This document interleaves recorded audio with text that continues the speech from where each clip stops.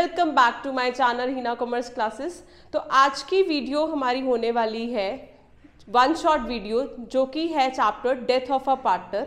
तो हम स्टार्ट करते हैं। सबसे पहले हम कंसेप्ट को अंडरस्टैंड करेंगे डेथ ऑफ अ पार्टनर के, उसके बाद हम दो क्वेश्चंस टेकअप करेंगे जिस तरह के क्वेश्चन इसमें से पूछे जाते हैं। तो सबसे पहले मैं आपको बता देती हूँ इसमें से कितने मार्क्स की वेटेज का कंटेंट आने की पॉसिबिलिटी है। इसमें से एक क्वेश्चन आपको 3 मार्कर आ सकता है जो सिर्फ प्रॉफिट कैलकुलेशन से रिलेटेड होगा, जिसमें आपको डिसीज्ड पार्टनर का प्रॉफिट का शेयर कैलकुलेट करना होगा। एंड सेकंड क्वेश्चन जो इसमें आने की पॉसिबिलिटी है वो 4 मार्कर है, जिसमें आपको डिसीज्ड पार्टनर का कैपिटल अकाउंट बनाने के लिए पूछ सकते हैं। ठीक है जी। तो दोनों ही तरह के क्वेश्चन हम इस वीडियो में कवर अप करने वाले हैं। एंड कंसेप्ट पहले हम डिस्कस करेंगे, उसके बाद हम दोनों तरह के क्वेश्चन टेकअप करेंगे इसी वीडियो में। तो please watch the video till the end. ठीक है जी। तो स्टार्ट करते हैं हम कंसेप्ट को। सबसे पहले इसका जो कंसेप्ट है डेथ ऑफ अ पार्टनर से जो भी सारे कंसेप्ट रिलेटेड है वो हमने रिटायरमेंट जो चैप्टर किया था, जो one shot video already upload हो चुकी है, वो आप देख सकते हो। अगर आपको रिटायरमेंट ऑफ अ पार्टनर का टॉपिक जो है वो कम्प्लीटली क्लियर है तो आपको इस चैप्टर में कोई भी प्रॉब्लम नहीं आने वाली है। ठीक है जी। क्योंकि इसका जो कंसेप्ट है वो एग्जैक्टली सेम है रिटायरमेंट ऑफ अ पार्टनर की तरह।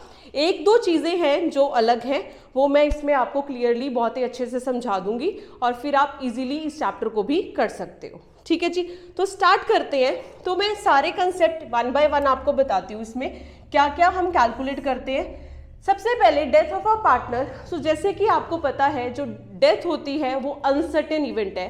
रिटायरमेंट एक प्लान्ड इवेंट होती है, रिटायरमेंट प्लान्ड होती है कि कब किसी की रिटायरमेंट होनी है। But death is a uncertain event जो कभी भी हो सकती है। In the middle of year, first date को हो सकती है, 10th को हो सकती है। It can happen any time. ठीक है जी। तो डेथ ऑफ अ पार्टनर के केस में आपने कुछ आइटम्स होती हैं जो मैं आपको बताऊंगी जिनको आपने टाइम बेस्ड कैलकुलेट करना है। उन आइटम्स पे स्पेशल आपने ध्यान देना है। ठीक है। तो चलिए स्टार्ट करते हैं इस चैप्टर की discussion. So death of a partner में सपोज आपको 3 पार्टनर्स गिवन है, जैसे आपको ABC, देयर आर 3 पार्टनर्स। अगर उनकी रेशियो 3:1 है एंड इसमें C पार्टनर की डेथ हो जाती है। ठीक है जी। तो C पार्टनर की जब डेथ हो जाएगी उससे बाकी पार्टनर्स पे क्या इंपैक्ट पड़ेगा? सेम जैसे रिटायरमेंट पे एक पार्टनर जा रहा है, यहाँ पे भी एक पार्टनर जा रहा है, बट वो अपनी मर्जी से नहीं जा रहा है, यहाँ पे वो भगवान की मर्जी से जा रहा है। ठीक है। तो यहाँ पे जो एक पार्टनर जा रहा है उसका जो शेयर है वो कौन एक्वायर कर लेंगे? A and B। तो सिमिलर वे में जैसे हमने रिटायरमेंट में किया था, अगर आपको न्यू रेशियो से रिलेटेड कोई भी इंफॉर्मेशन क्वेश्चन में नहीं प्रोवाइड की गई है तो जो C का शेयर है उसको आप अगर रेशियो से हटा दोगे तो A और B का न्यू शेयर कितना हो जाएगा? 3:2। तो ये तो रही न्यू रेशियो की बात। तो न्यू रेशियो आपने सिमिलर वे में ही कैलकुलेट करनी है। अगर आपको कोई इंफॉर्मेशन क्वेश्चन में प्रोवाइड नहीं की गई है तो जिसकी डेथ हुई है उसका शेयर आप इसमें से रिमूव कर दोगे और बाकी 2 पार्टनर्स का शेयर जो एग्जिस्टिंग शेयर था या ओल्ड शेयर था वही उनका न्यू शेयर हो जाएगा। न्यू रेशियो उनकी 3:2 हो जाएगी। ठीक है जी। तो ये तो था न्यू रेशियो से रिलेटेड। अब इसके बाद आप नेक्स्ट क्या करते हो? We calculate gaining ratio. How do we calculate gaining ratio? The first point under death is you have to calculate new ratio and gaining ratio.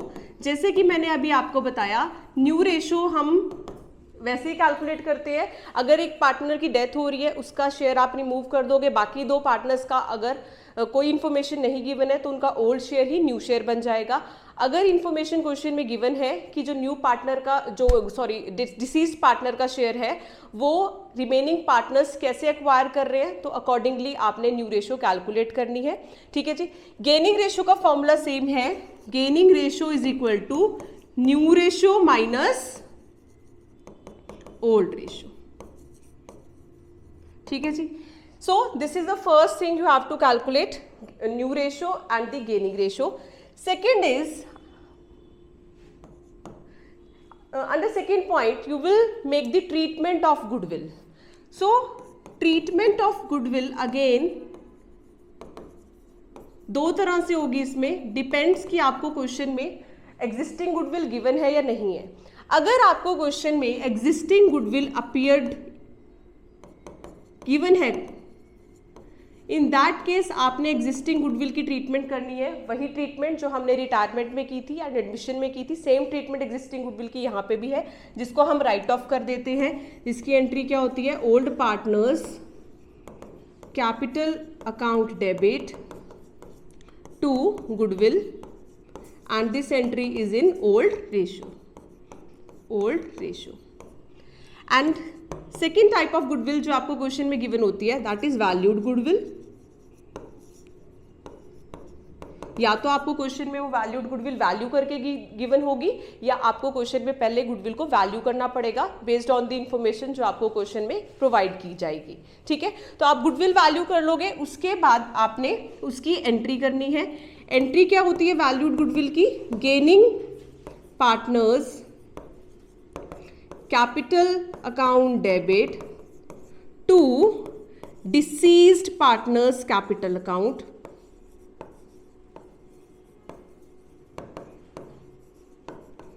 and this entry will be in gaining ratio.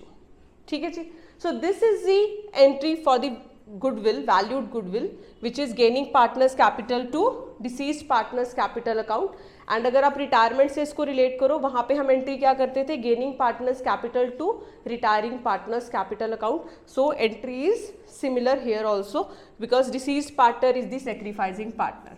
Coming to the next concept, third concept, that is treatment of reserves, accumulated profits and losses. So here also the treatment of reserves, accumulated profits and losses exactly same है retirement की तरह.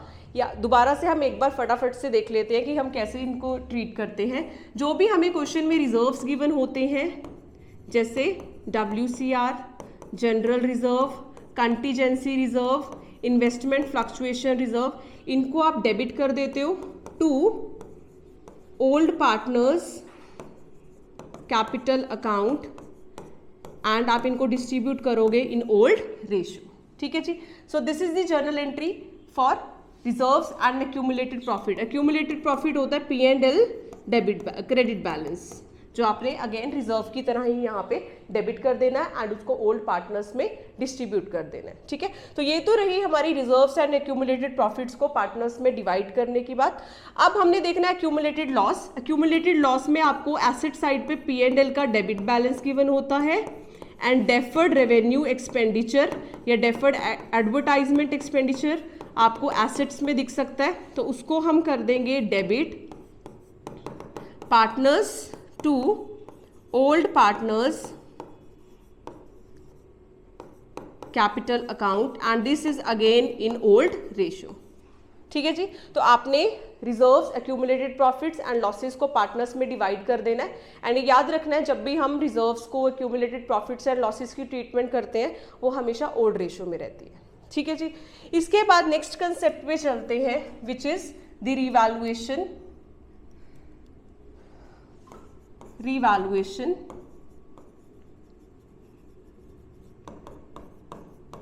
So under revaluation we make the entries for revaluation of assets and reassessment of liabilities. So similar way जैसे आपने retirement में की थी, exactly same way में. So on the debit side we take decrease in asset and increase in liability, and on the credit side we take increase in asset and decrease in liability, and your difference will be either profit or loss on revaluation. If your balancing figure is coming on the debit side, then it will be a profit on revaluation, and if your balancing figure comes out on the credit side, then it will be a loss on revaluation. And again you will divide amongst the partners here only in the old ratio, loss also in the old ratio. So this is how we make the revaluation account. Next step is partners capital account. Generally आपको जब death of a partner का question पूछा जाता है उसमें generally आपको सिर्फ deceased partner का कैपिटल अकाउंट बनाने के लिए बोलते हैं, क्योंकि ये 4 मार्कर क्वेश्चन आता है। मोस्ट ऑफ द टाइम सिर्फ डिसीज्ड पार्टनर का कैपिटल अकाउंट बनाने के लिए बोलते हैं, तो मैं सिर्फ आपको डिसीज्ड पार्टनर का ही कैपिटल अकाउंट हम अभी डिस्कस करेंगे इसमें।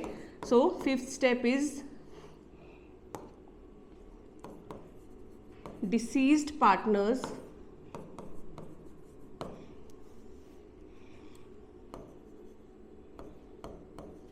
Capital account. सो जो भी पार्टनर जिसकी डेथ हो रही है उससे रिलेटेड सारी amounts relating to the capital, relating to the reserve, relating to the profit, सारी उससे रिलेट सिर्फ हमने जो भी अमाउंट्स कैलकुलेट करनी है सिर्फ डिसीज्ड पार्टनर के शेयर की कैलकुलेट करनी है। यहाँ पे हमें क्योंकि सिर्फ डिसीज्ड पार्टनर का कैपिटल अकाउंट ही पूछा जा रहा है, ठीक है। तो सबसे पहले हम यहाँ पे क्रेडिट साइड लिखेंगे by balance brought down. So under by balance brought down we will write the capital of the deceased partner जो आपको क्वेश्चन में बैलेंस शीट में गिवन होगी। Then on the credit side आपको कोई जनरल रिजर्व गिवन है, कोई contingency reserve given है, कोई WCR गिवन है, कोई इन्वेस्टमेंट फ्लक्चुएशन रिजर्व गिवन है। आपने सिर्फ डिसीज्ड पार्टनर का शेयर कैलकुलेट करके इसमें पोस्ट कर देना है, ठीक है जी। नेक्स्ट आपका आता है इसमें गुडविल की एंट्री। गुडविल की एंट्री आपने जो भी amount gaining partner to sacrificing partners में पोस्ट किया होगा, तो यहाँ पे आप लिखोगे by gaining partners capital account and यहाँ पे गुडविल के अमाउंट आप पुट कर दोगे, ठीक है जी। देन कई बार आपको क्वेश्चन में गिवन होता है कि आपने इंटरेस्ट ऑन कैपिटल प्रोवाइड करना है डिसीज्ड पार्टनर को। सो इंटरेस्ट ऑन कैपिटल आप सिर्फ डिसीज्ड पार्टनर का इंटरेस्ट ऑन कैपिटल कैलकुलेट करोगे। रेट आपको क्वेश्चन में गिवन होगा जिस रेट पे आपने interest on capital given provide करना है। Then next is profit P&L suspense account. अब P&L सस्पेंस अकाउंट में क्या आता है, प्रॉफिट का शेयर हम लिखेंगे, profit share of deceased partner till the date of death. So death तक का प्रॉफिट का शेयर जितना भी हम कैलकुलेट करेंगे वो profit and loss suspense account में हम क्रेडिट कर देंगे डिसीज्ड पार्टनर का, ठीक है। प्रॉफिट की जगह इन केस अगर लॉस आ रहा है तो आपने लॉस डेबिट साइड पे पुट करना है, लिखेंगे P&L सस्पेंस ही, but loss will be posted on the debit side. Loss of deceased partner till the date of death, ठीक है जी।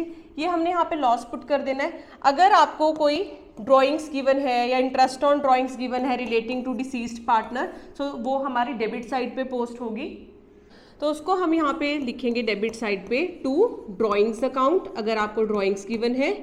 एंड अगर इंटरेस्ट ऑन ड्राइंग्स कैलकुलेट करने के लिए भी आपको बोला है डिसीज्ड पार्टनर्स की ड्राइंग पे, सो आप लिखोगे टू इंटरेस्ट ऑन ड्राइंग्स, जितना भी इंटरेस्ट ऑन ड्राइंग्स उसका कैलकुलेट करके बनेगा, ठीक है। अब एक बहुत इंपॉर्टेंट चीज़ मैं आपको यहाँ पे बताना चाहती हूँ। तो पहले तो देख लेते हैं इसका हम जो बैलेंसिंग फिगर आएगा, सब कुछ क्रेडिट साइड जो भी आपने पोस्ट किया उसको ऐड करके एंड डेबिट के जो भी अमाउंट्स होंगे उसको सब्ट्रैक्ट करके वो सारा आपका जो बैलेंस होगा that will be put in deceased partners executor account.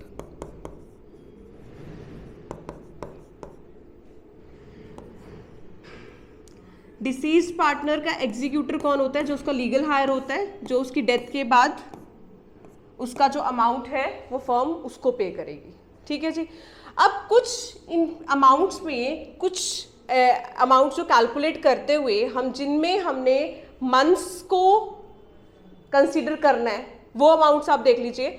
सबसे पहले हमारा इंटरेस्ट ऑन कैपिटल, जहाँ पे मैं स्टार मार्क कर रही हूँ, उन आइटम्स में आपने मंथ्स के बेसिस पे ही उनकी कैलकुलेशन करनी है। So first is interest on capital, months आपने इसमें कंसीडर करने हैं। From the date of closing of the last accounting year till the date of death. तो आपने मंथ्स कैलकुलेट करके ही इसकी कैलकुलेशन में पार्ट लेना है। For example capital into rate upon 100, जो भी इंटरेस्ट ऑन कैपिटल का रेट होगा, इंटू सपोज उसकी डेथ हुई है 1 जुलाई पे, तो मार्च में हमारा ईयर क्लोज हो जाता है, अप्रैल मई जून, तो आप 3/12 करके मंथ्स यहाँ पे लेके इंटरेस्ट ऑन कैपिटल की कैलकुलेशन करोगे। सेम आपने मंथ्स कंसीडर करने हैं while calculating the profit of this deceased partner, while calculating the interest on drawings. तो ये 3 चीजें जो मैंने मार्क की हैं रेड पेन से, इन 3 चीजों की कैलकुलेशन में आपने मंथ्स कंसीडर करने बिल्कुल नहीं भूलने हैं, नहीं तो आप के जो अमाउंट्स कैलकुलेट होंगे वो रॉन्ग हो जाएंगे। ठीक है जी, तो ये तो है concept relating to the death of a partner. अब हम डायरेक्टली क्वेश्चन पे चल रहे हैं कि किस तरह के क्वेश्चन इस चैप्टर में से आपको पूछे जाएंगे और उनको आप कैसे टेकअप करोगे। तो ये है हमारा फर्स्ट टाइप का क्वेश्चन, जो X, Tex and Flex are partners in a firm, their ratio is given 5, 3 and 2. As per their partnership agreement, the share of deceased partner is to be calculated on the basis of profits and turn over of previous accounting year. Turn over हम sales को ही बोलते हैं, कई question में आपको sales term दिखेगी, कई question में आपको टर्न ओवर दिखेगी, दोनों ही सेम चीज को ही वो बोल रहे हैं और आपकी बिल्कुल ट्रीटमेंट एग्जैक्टली सेम रहेगी। आगे चलते हैं क्वेश्चन पे। Tax expired on 31st December 2019, turnover till the date of death was 18 lakh. Their profits and turnover for the year 2018-19 amounting to 4 lakh and rupees 20 lakh. An amount of dash will be given to the executor as his share of profit till the date of death. तो इसमें आपको clearly उन्होंने पूछा है कि calculate करो कितना share of profit हम डिसीज्ड पार्टनर का एग्जीक्यूटर को पे करेंगे। ठीक है जी, तो क्वेश्चन को स्टार्ट करते हैं स्टेप बाय स्टेप। तो इसमें आपने करना है कैलकुलेशन, हम लिखेंगे calculation of profit of deceased partner, जो है टैक्स।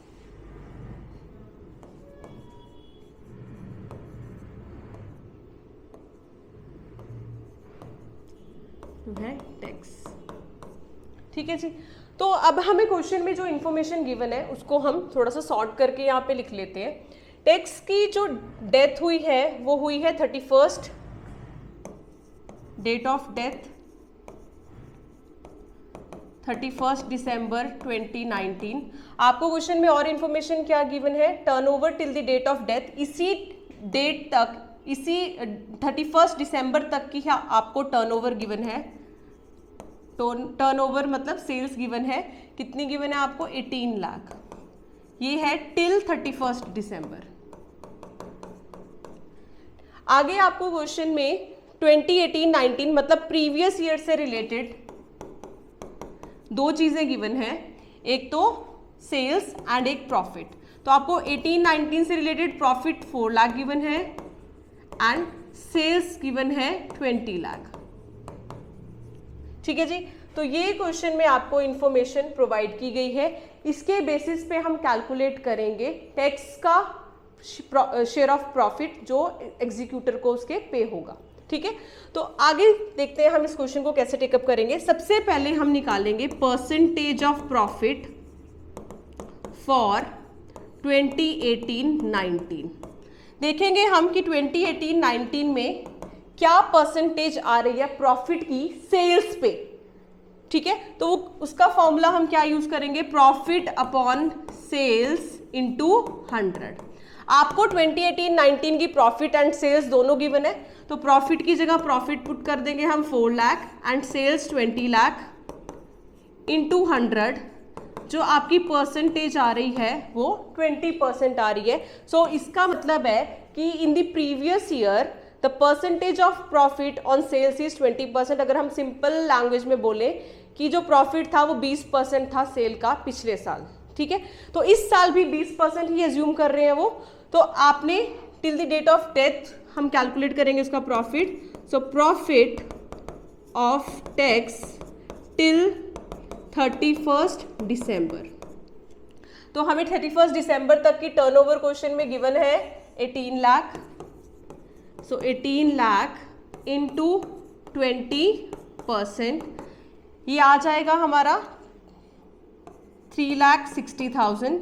अभी हमने ये 3,60,000 तीनों पार्टनर्स का प्रॉफिट आया है, अभी हमने टैक्स के शेयर से मल्टीप्लाई करना है। The ratio was given 5, 3 and 2 and tax का शेयर है 3/10, सो 3/10, so you will get the share of profit 108,000, 1,08,000 जो कि आ रहा है टैक्स का प्रॉफिट। एंड प्रॉफिट की जर्नल एंट्री होती है profit and loss suspense account debit to deceased partners capital account. So here tax is deceased partner, so tax capital account, and we will post the amount of profit we have calculated 1,08,000. So this will be the journal entry. In case of loss this entry will be reversed. अगर यहाँ पे loss given होता तो उसकी entry हो जाती tax capital account debit to profit and loss suspense account. तो इसी तरह आपको प्रॉफिट कैलकुलेट करने के लिए पूछ सकते हैं क्वेश्चन में, जो 3 मार्कर क्वेश्चन आपको आएगा। अब हम नेक्स्ट क्वेश्चन की तरफ चलते हैं। सो ये वाला है आपका थोड़ा सा लॉन्ग क्वेश्चन, जो हमने लास्ट कंसेप्ट देखा, लास्ट क्वेश्चन देखा था वो 3 मार्कर क्वेश्चन था, जिसमें सिर्फ प्रॉफिट शेयर कैलकुलेट करना था और उसकी जर्नल एंट्री करनी थी। इस क्वेश्चन में आपने डिसीज्ड पार्टनर का कैपिटल अकाउंट बनाना है, एंड मोस्टली जैसे मैंने आपको बताया था डेथ के क्वेश्चंस में वो आपको डिसीज्ड पार्टनर का कैपिटल अकाउंट बनाने के लिए ही बोलेंगे। पूरे सब भी ऑल पार्टनर्स का कैपिटल अकाउंट नहीं पूछते हैं जनरली। तो अब हम देखते हैं इसमें आपने, जैसे कि मैंने कंसेप्ट में ही डिस्कस किया था, जब हमें एक पार्टनर का कैपिटल अकाउंट बोला है तो हमने सिर्फ एक पार्टनर का ही कैपिटल अकाउंट बनाना है एंड उससे रिलेटेड सारी पोस्टिंग्स उसमें कर देनी है। तो सबसे पहले हमारा format particulars amount and on the credit side also particulars amount.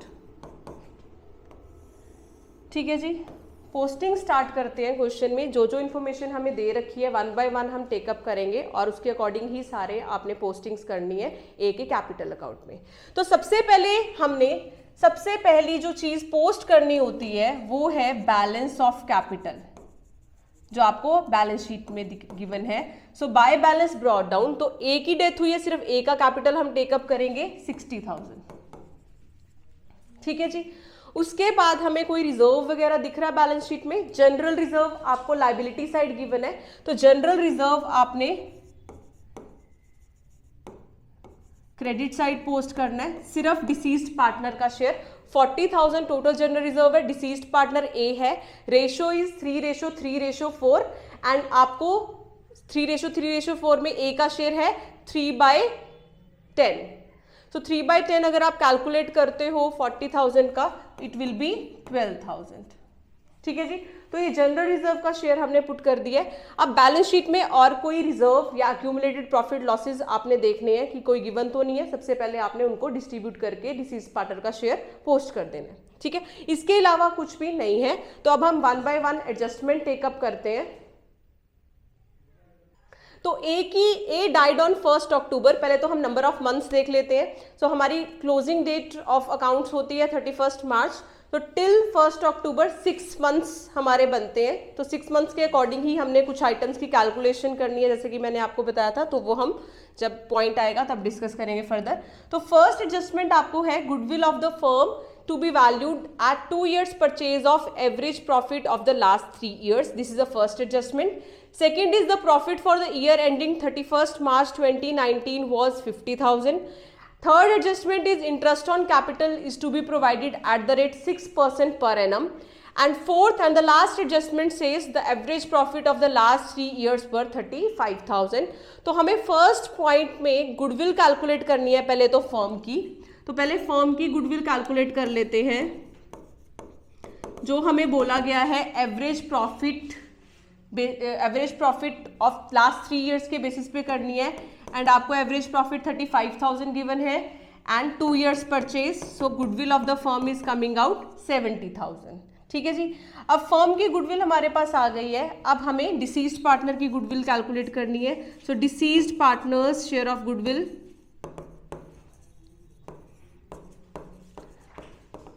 which will be 70,000 into deceased partner's share, which is 3/10 जो कि है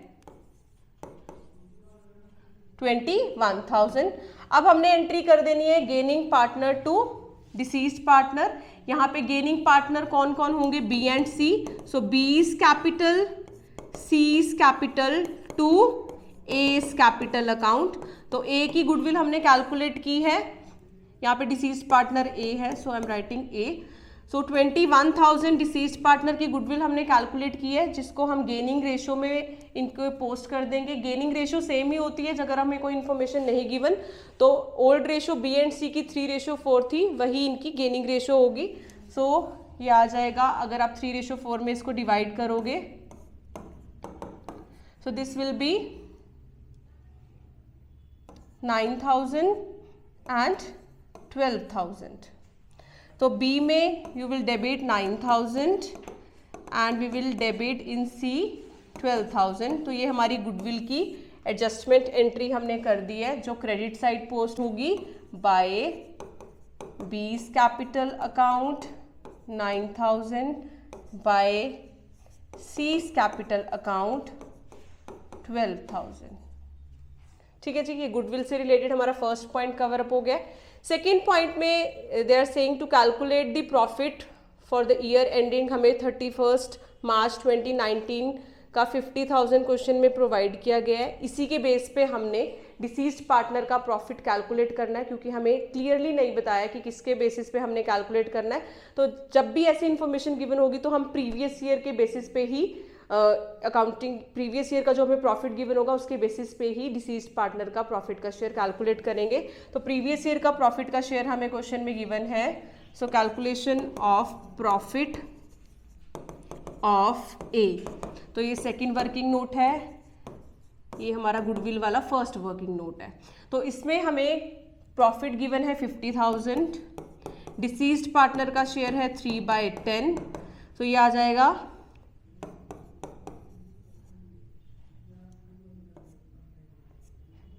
15,000 इंटू, हमें यहाँ पे मंथ्स भी कंसीडर करने हैं। So months are given for till 1st October we have to calculate because date of death is 1st October. So 6/12.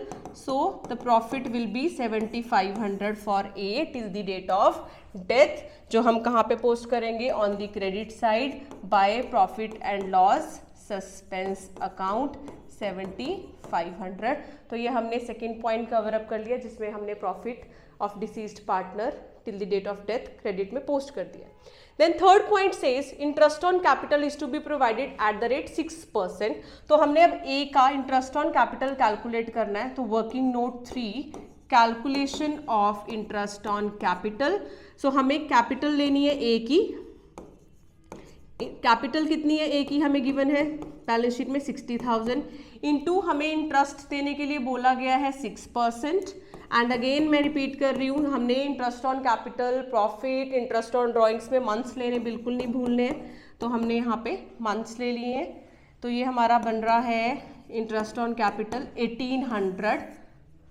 सो इसकी भी पोस्टिंग क्रेडिट साइड में ही हम करते हैं bye interest on capital account 1,800। ठीक है जी, तो ये सारी पोस्टिंग्स हो गई हैं। बैलेंस शीट में से हमने सारे रिजर्व पोस्ट कर दिए हैं। यहाँ पे गुडविल की एंट्री हो गई है, प्रॉफिट एंड लॉस हमने डिवाइड करके पार्टनर के क्रेडिट में पोस्ट कर दिया है, गुडविल की एंट्री हो गई है, इंटरेस्ट ऑन कैपिटल हमने प्रोवाइड करना था वो भी प्रोवाइड कर दिया है। अब सारे अमाउंट्स हम टोटल करेंगे एंड डेबिट साइड में हम बैलेंसिंग फिगर जो हमारी आएगी वो डिसीज्ड पार्टनर के एग्जीक्यूटर में पोस्ट कर देंगे। तो on the debit side to A's executor account, this will be your balancing figure and इसको आप कैलकुलेट करोगे तो ये आ रही है 102,300 and both side total will also be 102,300 and here our partners A's capital account is complete and we have calculated A's executor, the amount due to A's executor. सो अगर आपको ये वीडियो, तो कई बार आपको एज एग्जीक्यूटर अकाउंट भी question में पूछ लेते हैं, बट उसके आने के चांसेस थोड़े कम है। As executor account exactly retirement में, जैसे हमने लोन अकाउंट पढ़ा था, मधुर का लोन अकाउंट मैंने रिटायरमेंट चैप्टर में आपको बना के दिखाया था, एग्जैक्टली सेम वैसे ही हम एग्जीक्यूटर अकाउंट भी बनाते हैं। उसमें आपको जितनी इंस्टॉलमेंट्स में पे करने के लिए बोलेंगे, आप सेम वैसे ही उतने इंस्टॉलमेंट्स में उसको पे करके एंड इक्वल कर देंगे। तो ये हमने रिटायरमेंट कंसेप्ट बहुत ही डिटेल में देखा और क्वेश्चंस भी देखे। तो अगर आपको ये वीडियो पसंद आई तो प्लीज़ हमारी वीडियो को लाइक करिए, शेयर करिए एंड सब्सक्राइब करिए, and don't forget to hit the bell icon so that you get the notification whenever any video is uploaded. Thank you so much.